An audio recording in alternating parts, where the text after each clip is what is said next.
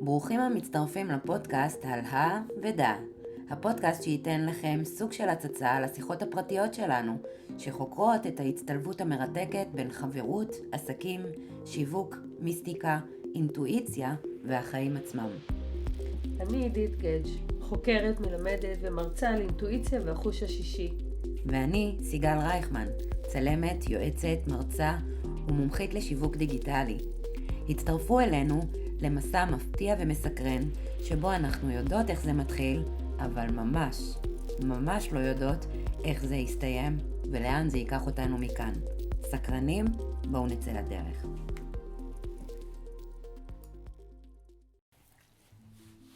היי סיגל. מה קורה? בסדר. היום אנחנו נדבר על תקיעות אנרגיה ותנועה. זה כמו, תקיעות אנרגיה ותנועה זה הכל מאפיין צינור, כמו בגינה. את באה להשקות, אם הצינור לרגע מתקפל, המים לא מגיעים. אבל אם את רואה אותו מתפתל שם, כמה שיהיו פיתולים, המים עדיין יצאו. כי עדיין יש אולי פיתול, ייקח להם אולי קצת יותר זמן, אבל הם יגיעו. בסדר? תקיעות זה כשהמים לא יוצאים. אנחנו מרגישים הרבה פעמים בתוך העסק שלנו תקיעות, כשאנחנו רוצים להניע משהו, לצאת עם משהו, וזה לא קורה. ולפעמים אנחנו לוקחים תאוצה. לפעמים דרך אגב תאוצה יכולה להיות דווקא כשאנחנו בירידה ולאו דווקא בעלייה. כן, תלוי לאיזה כיוון. תלוי לאיזה כיוון אתה רוצה להגיע. אבל זה לא רק בעסק, זה בכלל. נכון. זה משהו שהוא מקיף אותנו בחיים בכל מסלול, בין אם זה בחיים הפרטיים שלנו, בחיים הזוגיים שלנו, בעסקים. ובעצם התנועה הזאת והתקיעות הזאת והאנרגיה הזאת נדרשת לכאן או לכאן. עכשיו צריך לדעת מה עושים בכל אחד מהמקרים. נכון, לפעמים כשאתה מרגיש שמשהו תקוע, זה לא מסתדר, ועוד פעם אתה אומר, לא, זה לא מסתדר. משהו תקוע לי, המילה תקוע לי, אנחנו שומעים הרבה במיוחד כשמגיעים אליי פה לקליניקה, זה תקוע, זה לא זז, זה תקוע. אני אומרת, טוב, רק תזיז, אל תזיז הרבה, רק תעשה דבר אחד קטן. פעולה אחת, לא צריך הכל לא, אבל זה לא יגרום לזה לזוז. לא, זה לא יגרום לזה לזוז, זה יגרום לך לזוז. כי אנחנו מעבררים, אם אנחנו עומדים במקום, זה כמו מים שעומדים במקום. יהיה עובש. ירוקת. ירוק זה יפה, אבל לא ירוקת. וכשמים עומדים, זה כמו שאני מרגיש שאני תקוע ואני לא זז. אין שום התחדשות, זה כמו הקו של הפולסים בדופלר. כשאנחנו רואים אותו, כשיש חיים, אז יש תנועה. אם אין חיים, אז הקו זה קו אחד שמדבר על, זהו, מת. אז אם אין תנועה, יש חוויה של מוות לעסק, מוות לאיזה חוויה, לאו דווקא מוות פיזי של הגוף, כן. אבל מוות לאותה חוויה שהיית רוצה מאוד מאוד להניע. וכן כדאי לתת לזה איזה שהם פולסים, ולא חייב בבת אחת מ-0 ל-100, אפשר להגיע ל-2. אני לגמרי מדברת על זה גם בליווי העסקי ובקורסים שלי, שהרבה פעמים אנשים מצפים שזה יהיה מ-0 ל-100.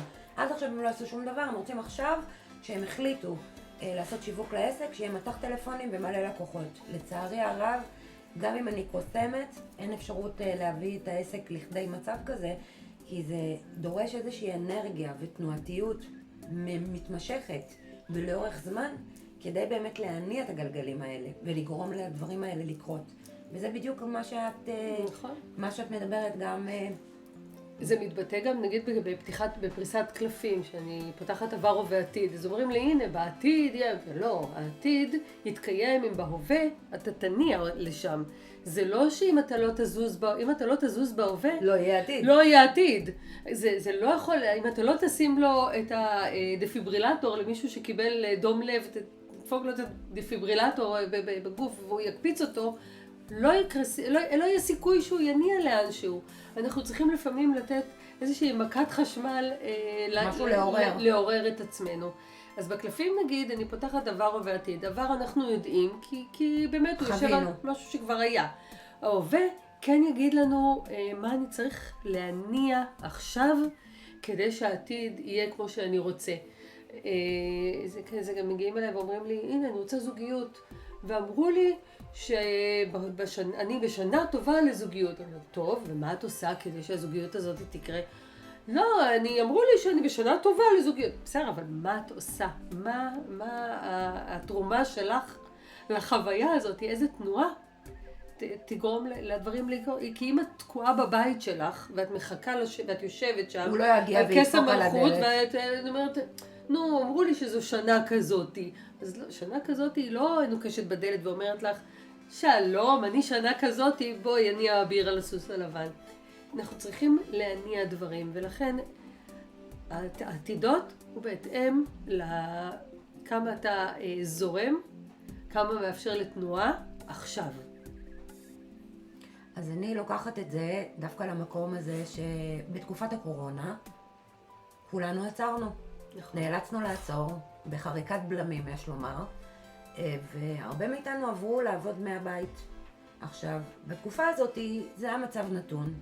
לא הייתה לנו הרבה בחירה בעניין הזה, וכשבעצם אנשים רצו להתחיל לייצר אנרגיה, אז כאשר הם היו בתוך הבית, מאחר והם היו יושבים בבית, מלמדים בבית, חיים בבית, האנרגיה הייתה במצב של תקיעות. אין זרימה, אין שינוי אנרגיה, אתה לא יוצא, נכנס, דברים חדשים לא נכנסים, הכל אותו דבר, same. והרגשתי מאוד מאוד בתקיעות בתקופה הזאת, כי אני בן אדם שכל הזמן יוצר דברים חדשים. וכל יום היה נראה לי אותו דבר כמו אתמול. קמתי בבוקר, שטפתי פנים, שתיתי קפה, התיישבתי מול השולחן, לימדתי מ-9 בבוקר עד 9 בערב, עשיתי ייעוצים, גם הם בזום מול שולחן העבודה, ובעצם התקיעות הזאת באה לידי ביטוי בזה שגם אני אנרגטית הרגשתי במקום הזה.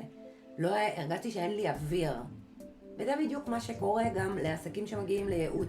הם מגיעים לייעוץ, הם אומרים שום דבר לא קורה בעסק, אתה שואל אותם, אז מה אתה עושה כדי שיקרה משהו?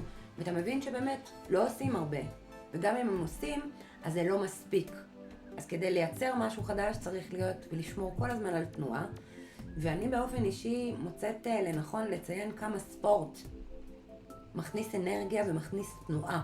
זאת אומרת, אם אתם ברמה האנרגטית שלכם מרגישים שאתם תקועים במקום, ששום דבר לא מתחדש, הדרך הראשונה לחלץ את עצמכם מהתקיעות זה תעשו ספורט. כל סוג של ספורט, כל סוג של תנועה. זה יכול להיות ריצה, זה יכול להיות הליכה, זה יכול להיות מכון כושר, כל דבר ולזוז מהמקום שבו אתם נמצאים. לחדש אנרגיה, לחדש נוף מול העיניים. הדברים האלה מכניסים הרבה אנרגיה, הרבה תנועה לחיים ומאוד עוזרים. וכמו שעידית אמרה, תקיעות לא תורמת לאף אחד מאיתנו, ולכן אנחנו צריכים להיות כל הזמן בתנועה ובאנרגיה שזורמת. היתרון של תקיעות, אפרופו קורונה... יש לה יתרון? כן. לתקיעות יש יתרון? כן, כי לפעמים אנחנו צריכים לעצור. את יודעת, יש את קלף המרכבה שאומר, יש לי את כל היכולות, את כל האיכויות, אני מלך, יש לי כתר, יש לי קרקרה, יש לי את הסוסים, יש לי את המלוכה מאחורי, אבל הסוסים לא זזים. משהו פה תקוע. בסדר? החוויה אומרת שנכון, יש לך את הכל ומשהו פה תקוע, זה אתה צריך להסתכל רגע, אולי יש כיוון חדש, אולי יש עוד אופציות, אולי השגרה שהיית עד עכשיו צריכה להתקיים... דורשת שינוי. כן, צריכה להתקיים קצת אחרת. תראי איזה קפיצת גדילה כולם עשו בקורונה. בצורה כזאת או אחרת, הם המציאו את עצמם... פיתחו עסקים חדשים. בדיוק, הם המציאו את עצמם מחדש. אני יודעת לי באמת אין ספק שההליכה עשתה לי הרבה בקורונה. אני זוכרת שללכת לבקר את ההורים, גם אם זה מהחלון, זה היה מה זה מגניב, כי מים גנובים עם טאקו, אז יש לך איזה אדרנלין כזה של אני נסעתי לתל אביב. בתחושות חדשות, כן, זה היה תחושות חדשות. בתחושות של, הנה, היית שווה ועשית משהו קצת, משהו שם אפשר להתבוננות חדשה. אני לא חשבתי בחיים שאני אעביר פתיחת קלפים בזום ויעשה טיפולים מרחוק. זה משהו שמבחינתי אני לא יודעת לדבר עם המחשב, כאילו הוא נחמד לאחרים, לא אליי, ופתאום מצאתי את עצמי... זה פתח לך ערוץ חדש. זה פתח ערוץ חדש. אז המקום של לפתוח את הראש, ובתוך כאילו תקיעות הזאת, להסתכל לכיוון אחר ולהסתכל בראייה אחרת, זה כמו שאני מציירת אינטואיטיבית. וכל פעם אני מקבלת, יש לי את אותו קנבס, קצת יותר גדול, קצת יותר קטן, אבל זה הגבולות שלו. אף פעם לא יצא אותו ציור. אף פעם אני לא אצייר, אני אעשה העתק הדבק לאותו ציור. אני מציירת כי אני צייר. בדיוק. אז, וזה היתרון, כי העולם נתקע, משהו שם נעצר, הוא אפשר לנו לעשות חידוש אז לא הייתי קוראת לזה שתקיעות זה דבר טוב, אבל כן הייתי אומרת שאפשר להפוך אותה למשהו טוב. הוא זמן שמאפשר לנו. זה דורש מחשבה ודורש שינוי. יצירתיות. זה דורש מחשבה ודורש שינוי, וזה דורש עדיין תנועה, כי בסופו של דבר, כדי להמציא את עצמך מחדש, אתה צריך לשנות, אתה צריך לזוז, אתה צריך להיות בתנועה, להסתובב על צריכה. ובדיוק כמוך, גם כמוני, בתקופת הקורונה, כל הקורסים שלי וכל הייעוצים שלי היו פרונטלית, וכולם עברו באופן חד משמעי לזום למשך כמעט 3 שנים. עדיין היום הם ממשיכים, כי מה שמסתבר... למה היום זה לא... זהו, שמסתבר שבעצם הרבה מאוד אנשים, מאוד נוח להם בזום, מסתבר. אז הנה, את רואה שאיך התקיעות הביאה משהו שהוא אחר? אין פקקים, אין צורך בחיפוש חנייה, לא מבזבזים דלק, אנשים יכולים לצרוך ידע וללמוד גם בפיג'מה, גם כאשר המצלמה קבויה והם אוכלים ברקע, או ממשיכים לנהל את שגרת הבית, תוך כדי תנועה, תוך כדי למידה. אז בעצם יצרתי מוצרים חדשים על בסיס המוצרים הקיימים שמותאמים לקהל החדש, לתקופה החדשה, ואותו דבר גם עכשיו בתקופת המלחמה. בתקופת המלחמה גם נדרשנו לעשות חשיבה מחודשת, דברים נתקעו, הרבה דברים עצרו, הרבה הסכמים חדשים הוקפאו, ובעצם היינו צריכים לקחת אוויר ולנסות לחשוב, אז מה כן? וברגע שחשבנו מה כן, זה דרש מאיתנו בעצם לעשות את התנועה ולהביא את היצירתיות ולשנות, אולי לשנות כיוון מבט, ולהבין גם שהרבה פעמים דברים לא קורים סתם. שום דבר לא קורה סתם בתכלס. כשאנחנו מבינים את זה, אנחנו מבינים שגם אם קורה לנו משהו נקודתית לא טוב, או לא מדויק, או לא משהו שזימנו ורצינו, בנקודת הזמן הנוכחית הרבה פעמים אנחנו נכאב ונתייפח ונהיה מתוסכלים על מר גורלנו. אבל בראייה לטווח הארוך, כשאנחנו מסתכלים על דברים שקרו, הם לא באו סתם, הם באו במכוון כדי לשנות לנו, כדי לחדש לנו. חוכמה של בדיעבד, לפעמים... ממש, הרבה אנשים מפודרים ממקום עבודה, ובוכים. ופשוט כואבים כל כך, והם לא מסוגלים להבין שהיקום מגיע... שמשהו טוב יותר מחכה להם מעבר לפינה. שהיקום מגיע לעשות להם טובה גדולה, כדי להזיז אותם מהתקיעות שלהם, והאחיזה במקום שכבר לא משרת אותם, ויש משהו חדש שמחכה להם בפתח. אז אנחנו ואם הם לא יאפשרו לזה לקרות, אם הם לא יבינו שישכילו ויאפשרו למשהו חדש להיכנס, אז הם יישארו בכאב. כי אמרנו, כבר דיברנו על זה שצריך להגדיר זמן, עד מתי אני מוכן לכאוב את זה. אפרופו אנשים בזום, שיותר כרגע מה שאת מלמדת יותר בזום, ואנשים יותר קל להם בפיג'מה, יותר קל להם, העליתי פוסט שבוע שעבר, ושאלתי, אמרתי שאני מעבירה הרצאה על פילוסופיה רוחנית, ומה אנשים מעדיפים? הם מעדיפים בזום או שהם מעדיפים פרונטלי? אנשים בפירוש אמרו לי חיבוק. אנשים התגעגעו כבר למגע. מאוד, זה מאוד חסר. אז כאילו פתאום החניה, אמרתי, תבואו בפיג'מה, זה בסדר. אבל חיבוק זה משהו אבל יכול להיות שבמקרה שלך, חסר להרבה. אני חושבת שהמפגש שלך היה בשעות הערב, נכון? במקרה הזה כן. כן. אז קודם כל, בדרך כלל במפגשים בערב, יותר קל לאנשים, כי הם יותר זמינים, הם לא בעבודה, ילדים ישנים, או שיש מישהו בבית, אין פקקים כמו שיש במשך היום. באופן מאוד טבעי, במשך היום זה כבר הופך להיות יותר מאתגר. שוב, אי אפשר להגיד את זה באופן גורף על הכל. גם אני אישית מעדיפה פרונטלית על פני זום, אבל למדתי לכבד את המקום הזה ולהבין שיש קהל והרבה שבהחלט מעדיף מפגשי זום. לא, גם כאלה שמגיעים מרחוק, המרחק אין לו אישו כשאתה בתוך זום. נכון, ואני באמת רוצה לנצל את ההזדמנות הזאת לטובת כל אותם עסקים שחווים אתגרים ושינויים בתקופות כאלה, בתקופות שהם לא בשגרה, בתקופות מאוד מאתגרות. אל תקפאו במקום, תנסו להמציא את עצמכם מחדש, תנסו לחשוב מה הקהל שלכם צריך כרגע, איך אתם יכולים לקחת את המוצר או את השירות שלכם, לשנמך אותו, או לשנות לו את אופן ההגשה, או להקטין אותו, או להגדיל אותו, ולשנות את האריזה שלו כדי להתאים אותו לתקופה, כדי להתאים אותו לקהל. הרבה פעמים אנחנו יכולים להמציא את עצמנו מחדש, זה דורש רק חשיבה, לא יותר מכך. לא צריך עכשיו השקעות של כספים או דברים מיוחדים, זה רק דורש לשבת ובאמת להכיר את הקהל אליו אתם פונים, מה הם צריכים כרגע, לבצע את ההתאמה.